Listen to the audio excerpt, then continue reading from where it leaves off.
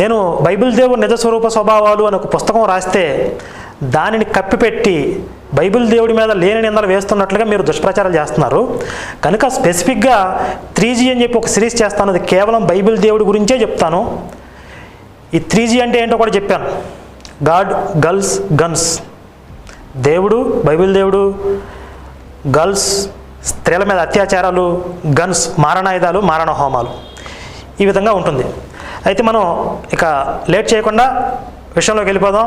ఈరోజు టాపిక్ ఏంటంటే murder mystery CBI enquiry. ఇది టాపిక్.